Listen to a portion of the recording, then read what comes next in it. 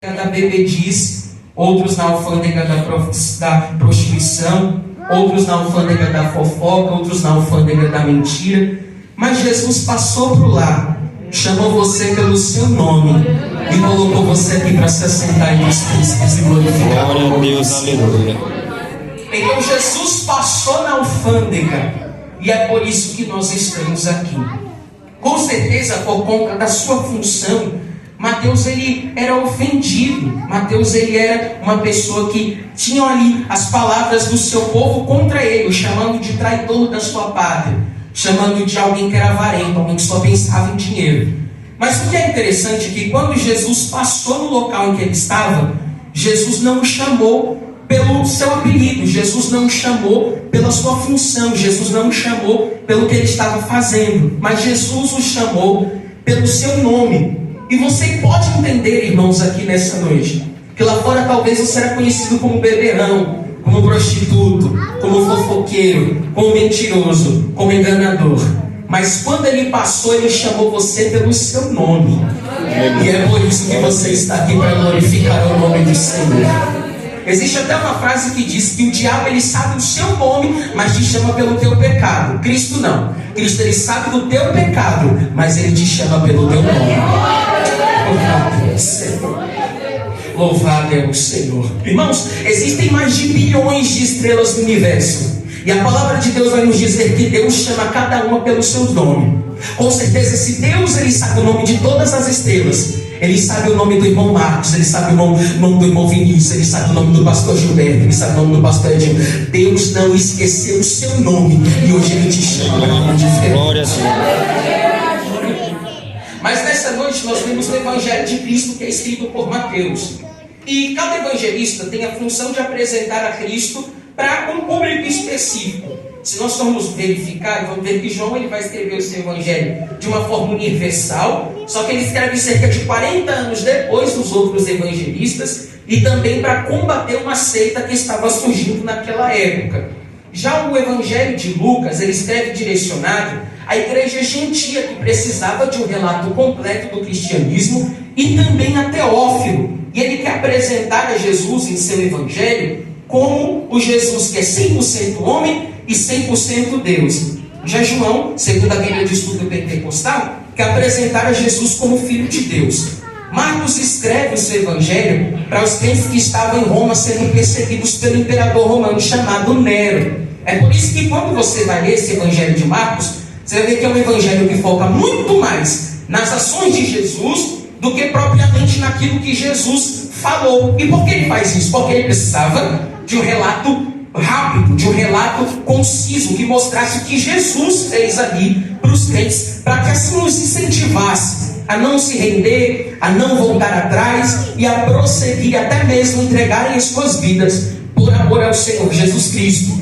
E ele apresenta Cristo como filho que também é servo. O que é interessante, irmãos, é porque nos dias atuais tem gente que quer ser chamado de filho, tem gente que quer o benefício de filho, mas nega as funções de servo que tem que tomar.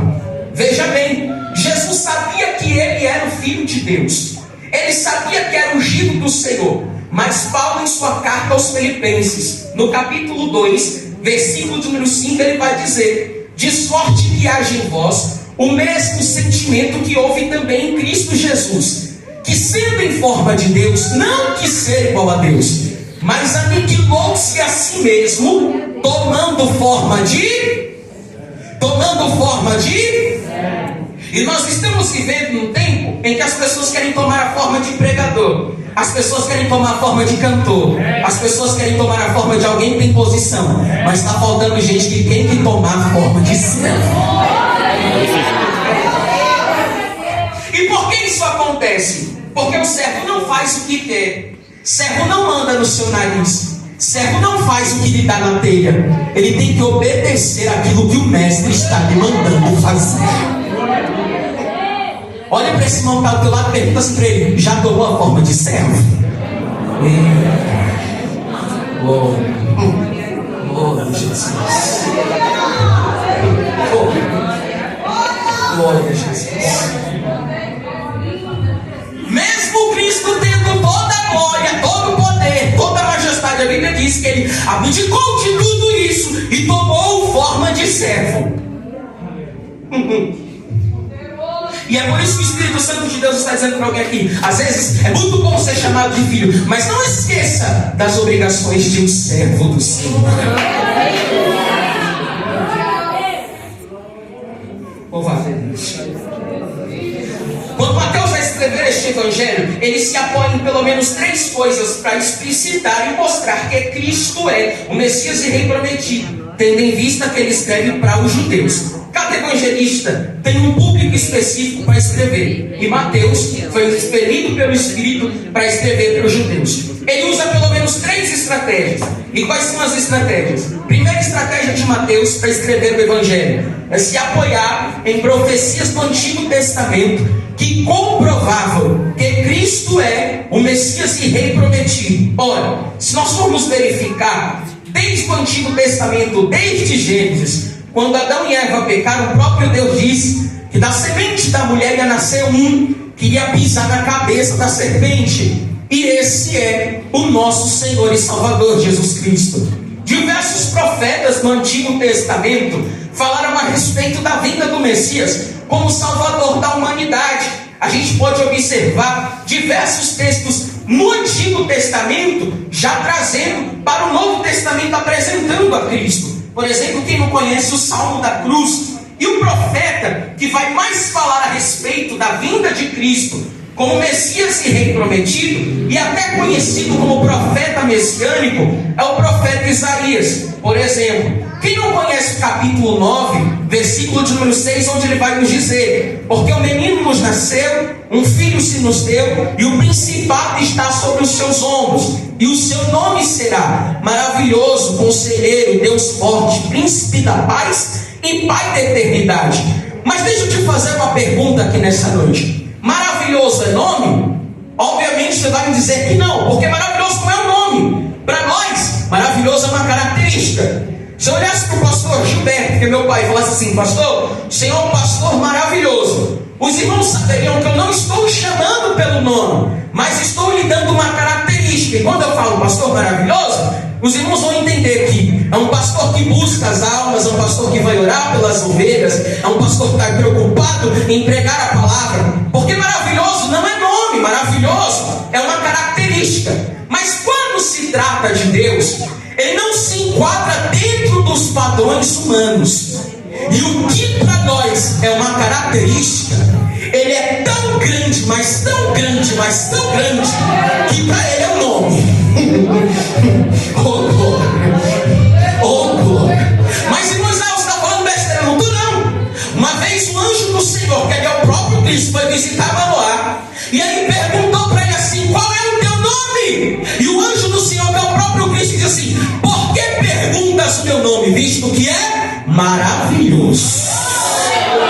Eita Jesus, olha para esse irmão que está do teu lado e assim para ele: não sei se você crê, fala para ele, mas o maravilhoso está aqui para fazer maravilhas.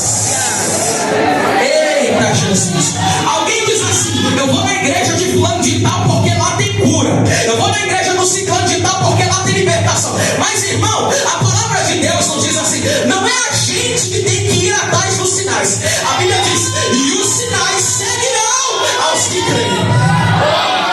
Se você crê, tem sinal. Você crê nessa palavra? Então levante a mão e receba o sinal de Deus aqui nesta noite. A presença do Senhor, a glória de Deus que será manifesta em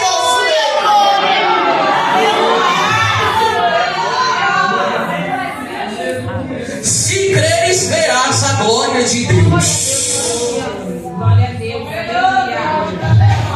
Então a gente consegue observar desde o Antigo Testamento profecias a respeito da vinda de Jesus como Salvador da humanidade. E Mateus ele vai escrever isso. Quando você vai lendo o início do Evangelho de Mateus, você vai ver que se cumprem muitas profecias. E o autor diz dizendo: e cumpriu-se o que foi dito por tal profeta, e cumpriu-se o que estava escrito, e cumpriu-se tal profecia. Um exemplo disso é quando Jesus vai para o Egito com seu pai e a sua mãe. A Bíblia diz que lhe cumpriu-se uma profecia que disse que do Egito seria chamado meu filho. É outro ponto também, quando a gente consegue verificar, quando o Herodes foi lá matar, e aí vai dizer que também cumpriu-se outra profecia, que ouviu-se o choro de Raquel. Então você consegue observar que existem diversos textos já no início de Mateus que vão comprovar que Cristo é o Messias e Rei prometido. Essa é a primeira coisa. A segunda coisa que Mateus utiliza é retroceder a linhagem de Cristo até Abraão. O que é interessante, por que Abraão? Por que ele retrocede a linhagem de Cristo até Abraão? Ora, se você for ler o Evangelho de Lucas, você vai ver que ele começa de Adão para frente. E por que ele faz isso? Porque Lucas quer apresentar a Cristo para os gentios. Logo, se ele parte do pressuposto de Adão para frente, ele está dizendo que o plano da salvação está englobado para todos os seres humanos, para todos nós. Mas o Mateus, ele vai iniciar o seu evangelho de Abraão para frente na genealogia de Jesus. E por que ele faz isso? Ora, se você for estudar sobre Abraão, você vai ver que Abraão é um ícone para o judaísmo, é um exemplo, é o pai da fé, é quem entregou o seu filho por amor a Deus. E é verdade que você já ouviu essa frase, que quando Deus pede Isaac para Abraão, Deus não quer Isaac, Deus quer medir o nível de entrega de Abraão. O quanto Abraão está disposto a oferecer, o quanto Abraão está disposto a entregar, o quanto Abraão está disposto a se doar. E é verdade, meus irmãos, que quanto mais você dá, mais você recebe. Quanto mais glória você dá, mais glória você recebe. Quanto mais mistério você fala, mais mistério você recebe dele. Quanto mais você está disposto a adorar, mais a presença dele você sente. Porque quanto mais você dá, mais você recebe. Oh, glória ao nome de Jesus. Louvado é o nome do Senhor. Oh, glória ao nome de Jesus. Louvado é o nome do Senhor. Já dizia Jesus lá para a mulher samaritana, no capítulo 4, versículo 23 de João: mas a hora vem e agora é, em que os verdadeiros adoradores adorarão ao Pai em espírito e em verdade, porque o Pai procura assim tais que o adorem. Irmãos, entenda uma coisa: cantor Deus levanta, pregador Deus levanta, pastor Deus levanta, presbítero Deus levanta, evangelista Deus levanta, mas adorador Deus está à procura. Será que ele pode achar uma adoradora aqui nesta noite? Aleluia. Sabe qual é a raiva do diabo, irmão? É ele se levantar, trabalhar com você, contra você, na segunda, na terça, na quarta, na quinta, na sexta, no sábado, e você está aqui ainda. Quando chega no domingo, você levanta a tua mão e a glória ao nome dele. Oh, glória! Não tem demônio, não tem capeta, não tem diabo que fica de pé. Quando você levanta essa mão e glorifica o nome do Senhor, mãos levantadas é sinônimo de vitória e adoração. Então levante e exalte o nome do Senhor nesse momento.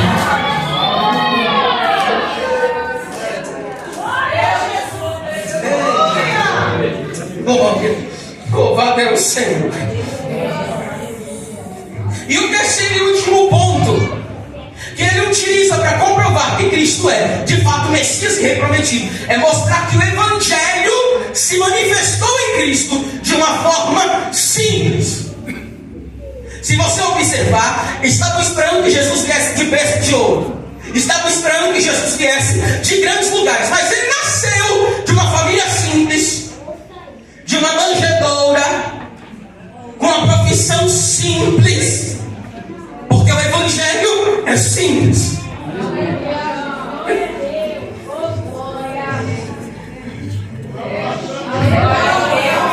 Aleluia. Não consigo entender, irmãos, como tem nos últimos dias pregadores, pessoas que exigem um cachê de 5, 6, 10 mil reais, mais alimentação, mais viagem, mais passagem. Quando nós lemos a Bíblia, as Escrituras dizem que o Filho do Homem não tinha nem lugar onde repousar a sua cabeça.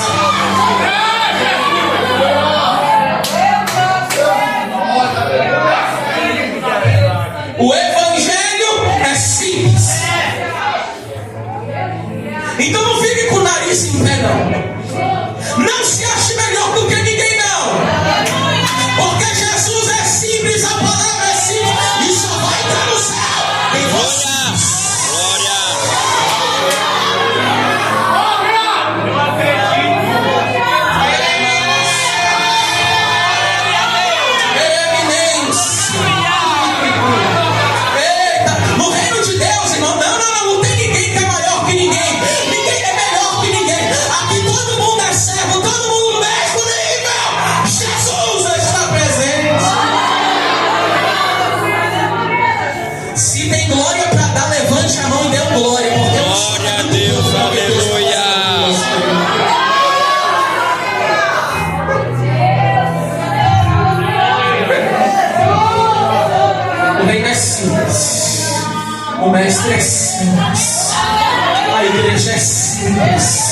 Aleluia. Glória a Deus. Eu não vou falar com fulano porque fulano é assim. Eu não vou entrar com fulano porque fulano é desse jeito. E Jesus está dizendo, cadê a simplicidade do evangelho?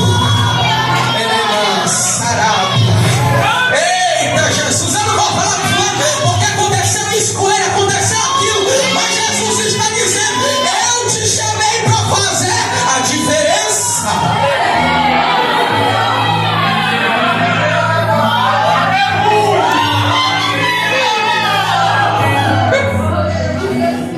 Todinho na casa, glória a Deus, aleluia.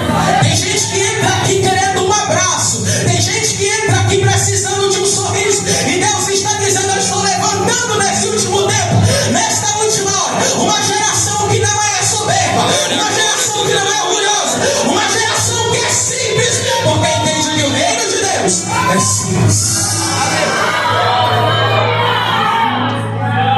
Ô Gabi, dá um abraço naquela moça ali de azul, por favor, do lado da mãe da Débora. Glória. Eminência. E o adversário tem trabalhado contra ti, rebante, rebaramácia. Mas o Senhor te trouxe aqui para dizer, grande é a obra que eu tenho contigo na terra.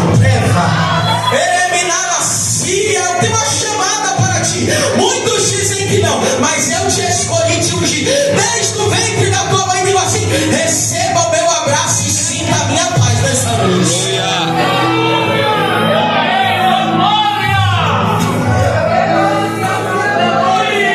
Mas nós lemos o capítulo 13.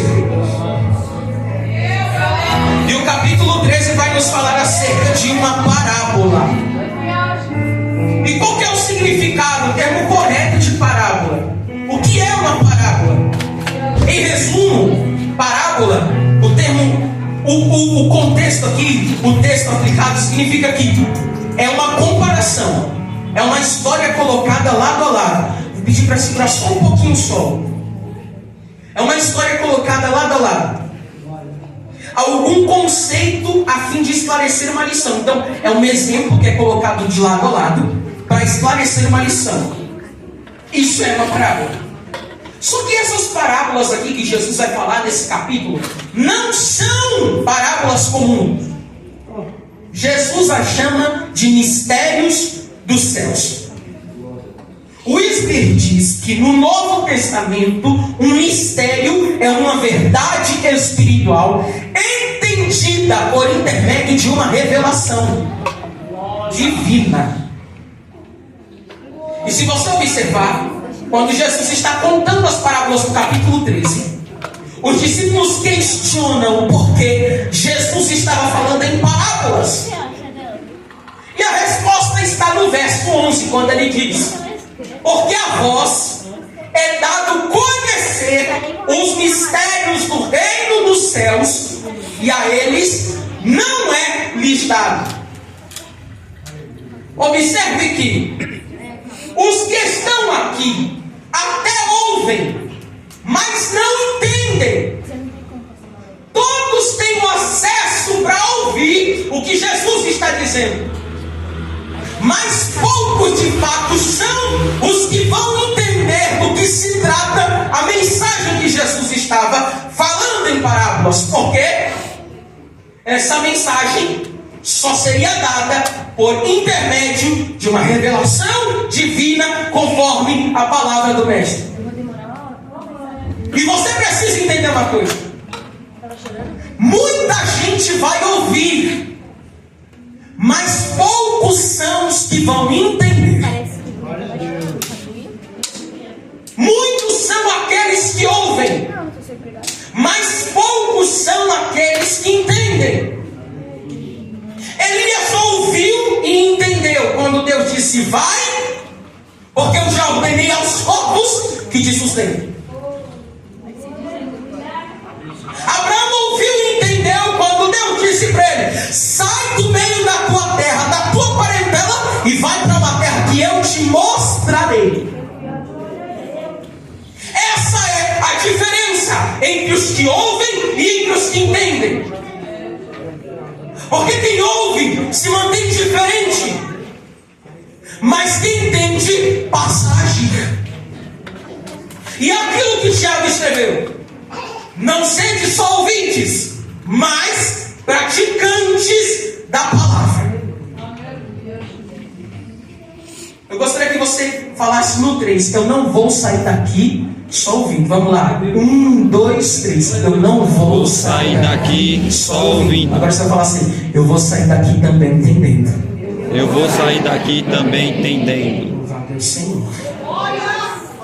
Ouvir e entender. Aí a gente chega no versículo 18. E Jesus está trazendo uma parábola. Observe aqui no texto. E vou pedir bem a sua atenção para você entender o que Deus quer falar com você no seu coração. Existem alguns personagens. E quais são os personagens? O semeador, a semente e as terras, ou os solos. O primeiro ponto deste texto que Deus colocou no meu coração é que há uma variação no solo. A gente pode destacar que existe o solo pedregoso, o solo espinhoso e a boa terra. No 3 você vai dizer pedregoso, espinhoso e boa terra. Vamos lá. 1, 2, 3. Pedregoso, espinhoso e a boa terra. E aqui vai a primeira pergunta de Deus para nós nessa noite. O fato do solo ser pedregoso impediu o semeador de lançar a semente? Ou o fato do solo ser espinhoso impediu o semeador de lançar a semente? Não. E essa resposta: não. Porque não importa como seja o solo, o importante é que você tem que semear a palavra. Mas irmãos, por que você está falando isso? Porque trazer a semente apenas para a boa terra é muito fácil. Trazer a semente só para o público que te agrada, só para quem você quer, é muito fácil. Mas a ordem de Jesus não foi essa. A ordem de Jesus foi: ide por todo mundo e pregai o evangelho a toda criatura. Então o fato do solo ser pedregoso ou espinhoso não deve me impedir de semear. A palavra tem que ser pregada para todos e para todos. Segundo ponto que Deus colocou no meu coração: há uma variação de solos. Se você observar, tem o solo pedregoso, o solo espinhoso e a boa terra. Mas me mostra no texto a variação da semente. A semente não muda, permanece a mesma. Entenda uma coisa: não é a palavra que tem que mudar por causa de você, é você que tem que mudar por causa da palavra.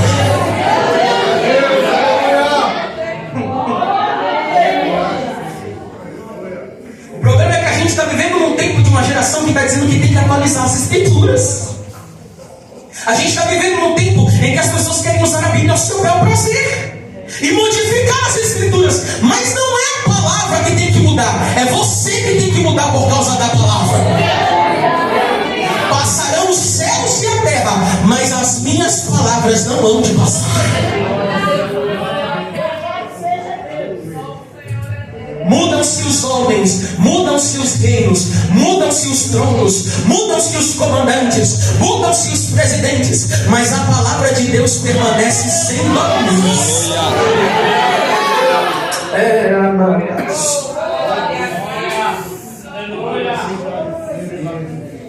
E por que você está dizendo isso, pois é que eu vou encerrar o que Deus colocou no meu coração.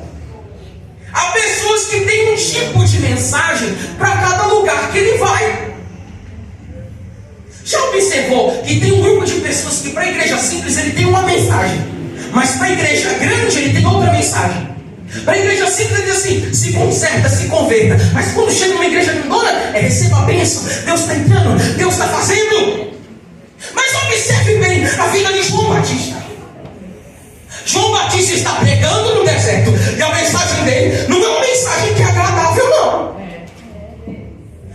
prega? Raça de víboras. Quem foi que vos ensinou a fugir da ira de Deus? Arrependei-vos, porque é chegado o reino dos céus. Aí a Bíblia diz que os fariseus foram lá também ouvir a mensagem que ele estava pregando sobre o reino de Deus. E você acha que ele mudou? Ele chamou, foi todo mundo de víbora. Mas um dia Jesus estava passando naquele lugar. E quando Jesus passou, ele não chamou ele de víbora, nem de serpente, mas disse: eis aí o Cordeiro de Deus, que tira o pecado do mundo. Porque a palavra de Deus é assim: ela repreende a serpente e apresenta o Cordeiro.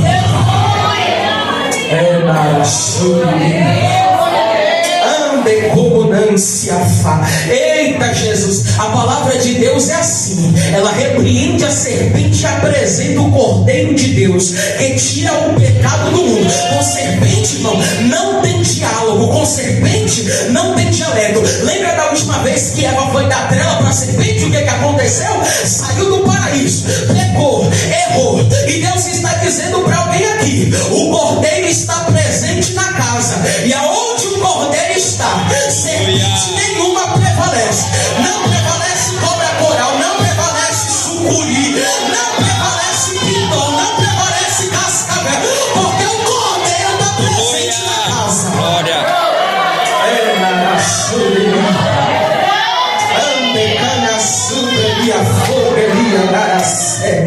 Eita Jesus, e esse Cordeiro, irmão, esse Cordeiro não tem medo, não tem medo de sucuri, não tem medo de cara feia, não tem medo de demônio, não tem medo do inferno. O Cordeiro de Deus, que tira o pecado do mundo, está aqui nesta noite, e ele vai repreender agora toda obra do mal, toda feitiçaria, toda macumbaria, todo levante, tudo aquilo que está travando a tua vida vai cair, porque o Cordeiro de Deus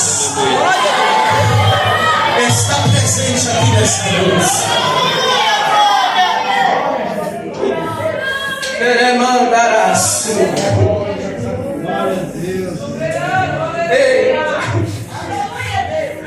Lembra de Paulo? Ele chegou na ilha de Malta. Quando foi acender o fogo, a Bíblia diz que uma serpente saiu e mordeu a mão. E quem estava com ele estava esperando que ele caísse morto, envenenado. Mas passou uma hora e ele continuou de pé. Passou duas, ele continuou de pé. Passou três, ele continuou de pé. O Senhor falou comigo, ele me disse assim: Israel, sabe por que aconteceu isso? Porque quem tem o sangue do Cordeiro não morre com o veneno da serpente. Ela pode até te picar, pode. Eita, Jesus, pode até se levantar, mas quem tem sangue do Cordeiro não vai ser envenenado. O sangue é o antídoto para queimar todo o mal e toda a obra de Bracumbar, em nome de Jesus.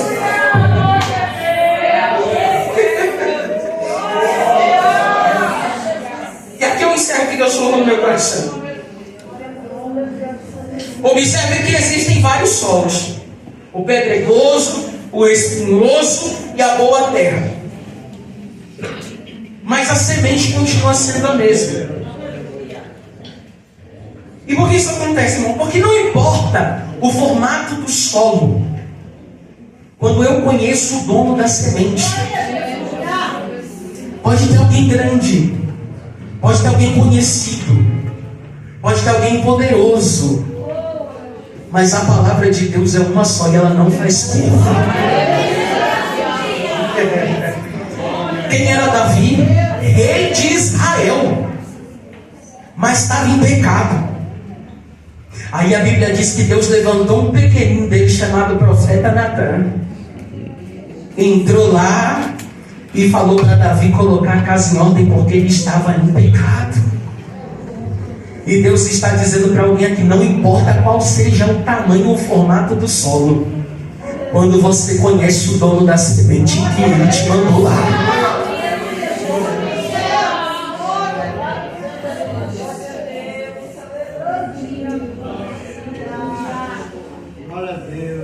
permissão do nosso pastor, eu peço que a igreja se coloque de pé, que nós vamos fazer uma oração.